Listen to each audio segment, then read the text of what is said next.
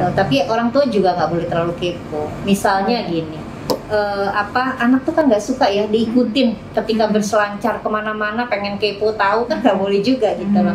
Kita juga perlu memberikan trust trust kepada anak bahwa anak boleh saja gitu loh.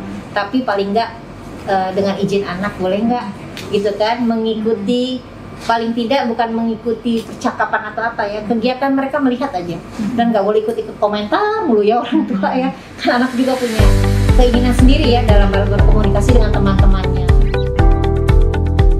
Ngobrol sore bareng Butri, ngobrol santai bersama warga Kota Bekasi yang kreatif, berprestasi dan menginspirasi.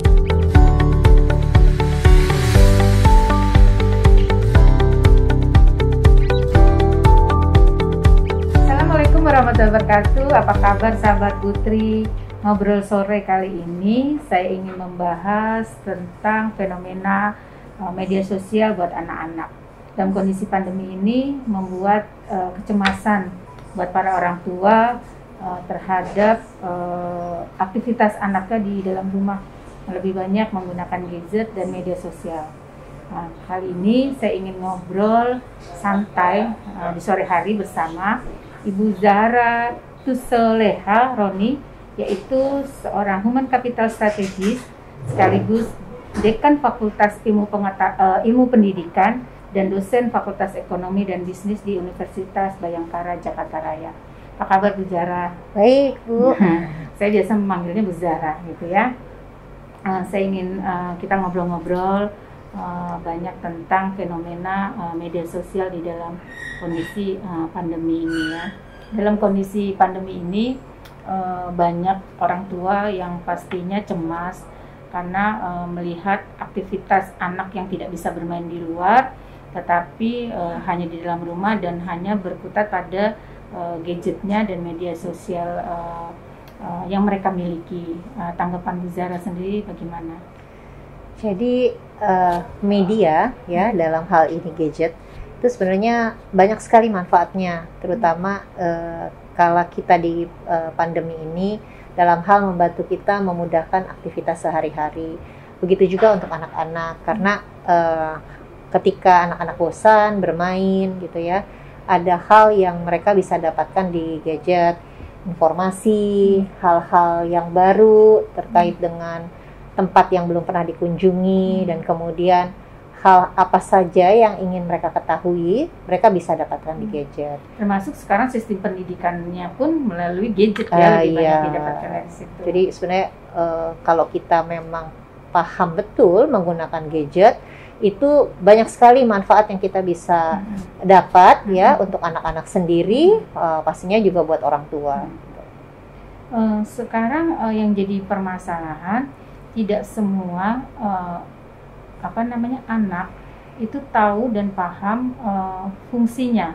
Kemudian bagaimana dia harus membatasi dirinya dan peran serta orang tuanya. Nah, ini juga pelajaran buat saya sebetulnya dan ibu-ibu di luar sana, bagaimana untuk mengatasi hal-hal seperti itu gitu ya. Jadi kalau sekarang ini Bu, perkembangannya buat orang tua sebenarnya lebih mudah lagi gitu loh. Kenapa?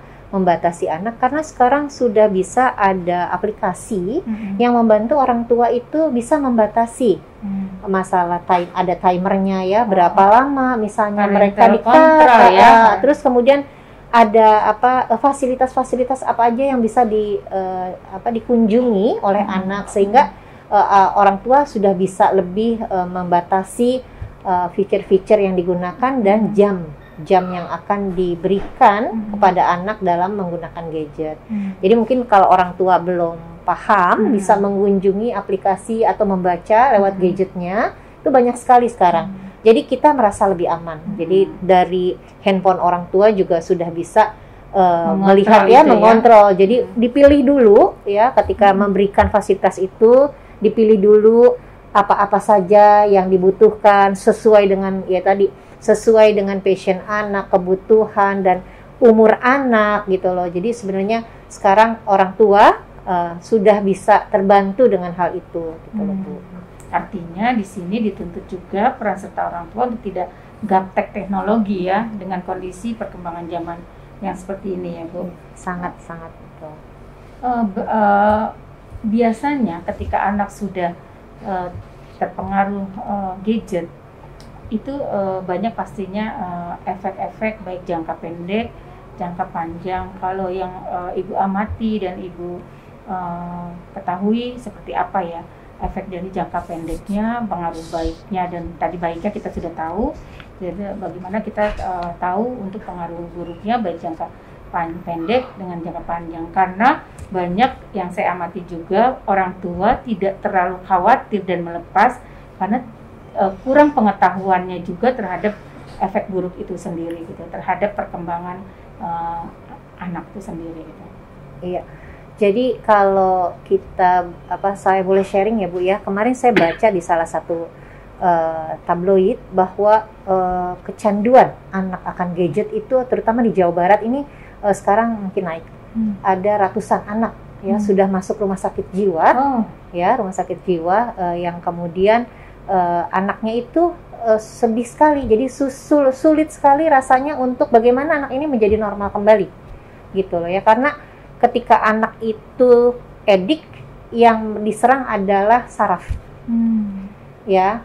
Nah, bagaimana ketika setelah menjadi seperti itu, faktor semua orang tua terlibat ya, jadi terjadi penyesalan. Nah, banyak hal negatif sebenarnya ada level-levelnya kan ya. Ketika anak itu mulai kecanduan sedikit, udah sulit tidur. Ya, rasa aman itu ada pada gadget. Ya, gitu. Jadi salah satu tanda-tandanya. Tanda-tandanya. Jadi udah sulit tidur, udah cemas. Bahkan kalau memang tidak orang tua itu sama sekali membiarkan gitu ya, anak-anak itu memang pada akhirnya tidak ada jalan lain, tidak ada teman, yang merasa teman itu ya udah gadget gitu loh. Padahal gadget itu bisa mempengaruhi perilaku kita, kalau terutama anak-anak ya, melihat hal-hal yang kok ini kehidupan orang tuh menyenangkan. Ya, mereka mengira bahwa proses dari menyenangkan itu begitu mudah.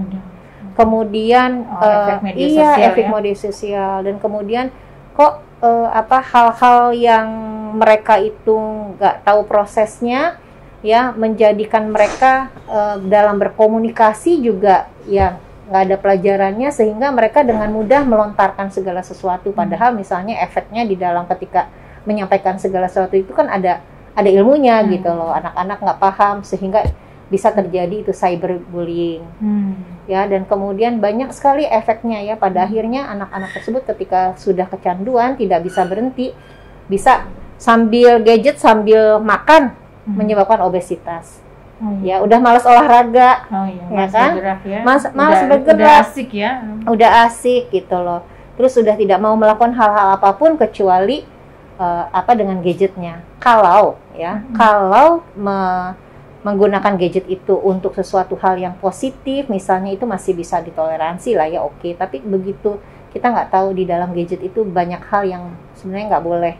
Misalnya melihat hal-hal ya yang memang belum sepantasnya, dan kemudian gadget menjadi sesuatu yang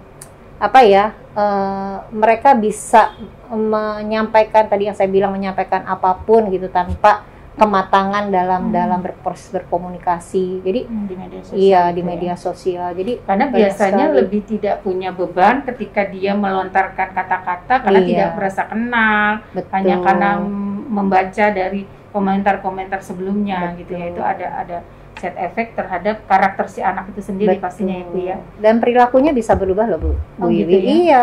Perilaku menyendiri, perilaku yang rasanya nggak perlu berkomunikasi dengan siapapun, nggak butuh bantuan siapapun, merasa segala sesuatu itu ada di gadget, ya dia bertanya sama gadgetnya gitu loh, ya baca dari gadgetnya dan lain-lain. Padahal semua yang di dalam informasi itu belum tentu hal yang benar. Artinya nanti akan perlahan bergeser perannya ibu untuk tempat bertanya anak. Betul. Ya. Melihat fenomena yang seperti itu dan melihat betapa pengaruh buruknya yang luar biasa, sekarang bagaimana sih orang tua menyikapi itu semua gitu loh Bu? Karena perkembangan zaman juga harus kita ikuti, sementara keterbatasan pengetahuan, keterbatasan kemampuan orang tua terhadap teknologi juga tidak berjalan seiringan dengan kemampuan si anak itu sendiri. Nah, di kesempatan ini saya ingin Ibu juga kita sama-sama diskusi dan memberikan banyak membuka mindset bagi seluruh orang tua untuk bagaimana sih menyikapi supaya anak tidak terbawa pengaruh buruk terhadap media sosial itu sendiri. Iya. Bu Dwi, kita sebagai orang tua pastinya anak kita ingin menjadi anak yang bermanfaat buat masyarakat luas ya. Kemudian anak yang memiliki perilaku yang baik di mata Tuhan kita ya, di mata keluarga. Oleh karenanya balik lagi bahwa kehadiran kita sebagai orang tua itu akanlah sia-sia kalau kita tadi tidak bisa menghasilkan anak yang istilahnya memiliki perilaku yang baik. Nah, ketika kita itu paham arti kata kita harus menghasilkan anak tadi yang berperilaku baik, tentunya kita tidak akan menyia-nyiakan segala sesuatu yang Tuhan sudah kasih, dan kemudian segala sesuatu kondisi yang bagaimanapun dari hari ke hari berubah. Itu perlu sekali bahwa kita itu ikut dalam arus ya, arus teknologi, tapi kita kan harus terus belajar ya. Nah, oleh karenanya sampai saat ini dengan keadaan yang begitu banyak perubahan, orang tua harus terus belajar ya.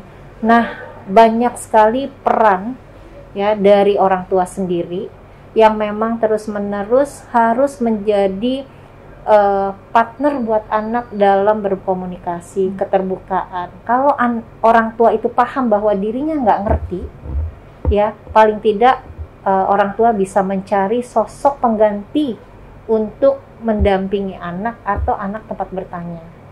Ya, kalau orang tua sendiri istilahnya tidak bisa menyampaikan hal-hal bahwa ini sebaiknya seperti apa. Ya, ada mungkin dia bisa bertanya kepada kakaknya, dia bisa bertanya kepada pamannya, atau bisa bertanya kepada lingkungannya yang dianggap bisa menyampaikan hal-hal itu kepada anak. Namun, ya itu tadi, harus ada keterbukaan antara anak dan orang tua, yaitu ya tidak bisa tidak, ya anak didampingi. Ya, jangan sampai ketika anak mau bertanya apapun, orang tua tidak ada di situ. Itu menjadi salah satu kunci awal. Ya. Artinya di sini orang tua perlu berteman dengan anak di media sosial ya. Betul. Mengawasi secara dari jauh apa sih yang dilakukan anak-anaknya di media sosial. Apakah itu menyimpang atau tidak. Kan dari postingan-postingan pasti akan terlihat ya. Betul. Banyak nilai-nilai positif atau lebih banyak nilai-nilai negatif, dan peran orang tua untuk mengajak berkomunikasi kembali gitu ya. Supaya tidak lost control terhadap perkembangan anak itu sendiri. Betul. Tapi orang tua juga nggak boleh terlalu kepo. Misalnya gini, anak tuh kan nggak suka ya diikutin ketika berselancar kemana-mana, pengen kepo tahu kan nggak boleh juga gitu loh. Kita juga perlu memberikan trust trust kepada anak bahwa anak boleh saja gitu loh. Tapi paling nggak dengan izin anak boleh nggak gitu kan mengikuti. Paling tidak bukan mengikuti percakapan atau apa ya, kegiatan mereka melihat aja, dan nggak boleh ikut-ikut komentar mulu ya orang tua ya, kan anak juga punya keinginan sendiri ya dalam berkomunikasi dengan teman-temannya. Ya, dengan izin anak yang memang ya hanya pengen tahu aja supaya menjaga kan gitu ya, nggak sedikit-sedikit ya itu tadi ikut-ikutan gitu ya.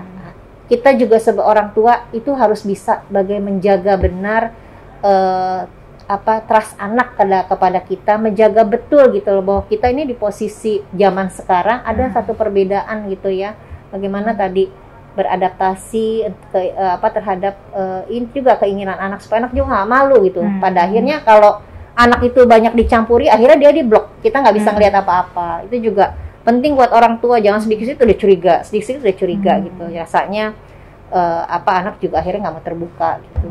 Ada ketakutan. Untuk bercerita pada orang tua sendiri ya. Menarik gitu ya.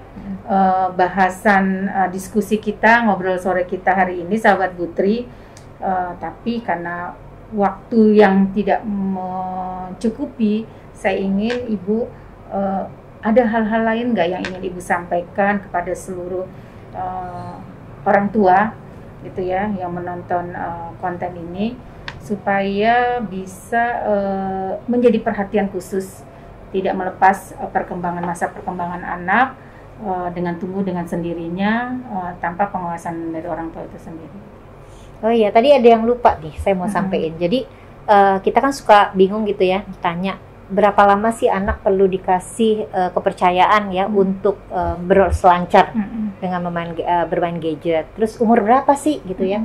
Memang selama ini belum ada gitu batasan umur yang sebaiknya seperti apa. Kalau kita ngelihat undang-undang namanya istilah anak tuh Bu Dwi, sebenarnya anak itu dikatakan anak sampai umur 18 tahun loh. Masih anak loh gitu. Oh, gitu. Ya iya. Nah, kenapa? Karena usia kayak remaja misalnya, walaupun kita bilang di apa istilahnya dianggapnya tuh 18 tahun udah usia menuju udah nggak terlalu labil gitu ya. Nah, usia 18 tahun ke bawah kan masih labil. Terutama ini anak-anak umur 13 tahun. Gitu ya. 13 tahun masih jadi jati diri, baru sedang mencari ya. Jadi itu benar-benar usia-usia sebegitu, dari kecil sampai usia sebegitu sebenarnya perlu tadi didampingi, pendampingan dalam tadi berselancar, dan udah kemudian durasi juga yang umumnya ya menurut hasil penelitian itu dikasih waktu 2 jam. Ya. Tapi itu bukan satu pakem, tapi paling enggak bolehlah anak mengetahui, jangan sampai nggak ngerti ya, malu yang lain bisa main gadget sekali-sekali terus anak kita kok cengol gitu ya, nggak ngerti sama saya, jangan nggak gitu juga. Artinya gitu. Harus ada kesepakatan berapa lama sih waktu yang pas sama-sama untuk bermain gitu ya. Supaya dia juga mengenal bahwa nih teknologi ini akan membawa kamu menjadi mengetahui dunia, dan dunia itu begitu luas dan begitu indah dan begitu banyak sekali pengetahuan yang perlu kita kejar ya melalui teknologi. Namun teknologi kan bukanlah segala-galanya gitu loh. Jadi perilaku kita perlu dan banyak hal lagi sebenarnya ya. Nah, itu juga perlu diketahui agar jangan salah, karena kalau udah kecanduan ya udah sesuatu yang baru. Ya ada problem baru lagi gitu loh. Jadi lebih susah lagi. Saya pernah dengar ada satu yang kecanduan dan pada akhirnya deal ketika anak itu udah boleh keluar dari rumah sakit, semua keluarganya nggak boleh main gadget. Kalau mau jadi syaratnya ada trauma ya. Kalau kata dokter, kalau syaratnya mau sembuh. Jadi ibu, orang tua, kakak, adik tidak boleh main gadget dulu. Karena itu tadi nanti adiknya ini masih perlu masa transisi, rehabilitasi. Jadi kalau itu udah seperti itu ya. Berarti hampir seperti narkoba ya. Kalau narkoba ada obat, Ibu Di. Oh iya. Kalau ini nggak ada. Kalau ini paling obat penenang aja. Begitu deh. Artinya dia akan kecanduan akan seperti narkoba. Nah, ini yang jadi ini yang menarik. Artinya kalau kita melarang anak kita jangan menggunakan narkoba, tetapi kalau kita juga tidak membatasi penggunaan gadget dan media sosial anak-anak kita, itu bisa jadi narkoba yang sebenarnya kita berikan sendiri pada anak kita gitu ya, Bu ya. Satu lagi lupa ya, kita kan ini model. Jadi jangan juga kita ngelarang anak terus kita sendiri nggak ada aturannya ya, main di mana aja gitu loh. Jadi pada akhirnya memang kita sebagai orang tua jadi model ya. Iya. Nah, sahabat Putri, menarik. Nanti kapan-kapan kita sambung lagi dengan tema-tema yang lain yang tentu menjadi fenomena di kehidupan kita, khususnya para orang tua. Bagaimana kita membangun karakter anak menjadi lebih baik, dan kita juga terus belajar agar bisa menjadi orang tua yang menjadi role model yang didambakan anak-anak kita. Ada tips dari saya sedikit bagaimana dalam rangka kita mengawasi serta menjaga anak-anak kita dari pengaruh gadget dan media sosial. Kita bangun kesepakatan dari diskusi tadi dengan Bu Zara adalah bagaimana kita membangun kesepakatan dengan anak-anak kita dalam penggunaan gadget itu sendiri. Kemudian ada program-program baru, ternyata parenting control, untuk mengetahui seberapa lama anak kita menggunakan media sosial sendiri. Kemudian kita bangun komunikasi yang baik terhadap anak-anak kita, dan yang jelas adalah family time itu utama dalam kehidupan di dalam rumah itu sendiri, baik terhadap pasangan maupun anak kita. Semoga Allah melindungi setiap tumbuh kembang anak kita sehingga menjadi anak-anak yang hebat baik di dunia maupun di akhirat. Amin. Sahabat Putri, sampai ketemu lagi ngobrol sore dengan para tokoh-tokoh yang luar biasa dan memang menginspirasi buat semua. Assalamualaikum warahmatullahi wabarakatuh.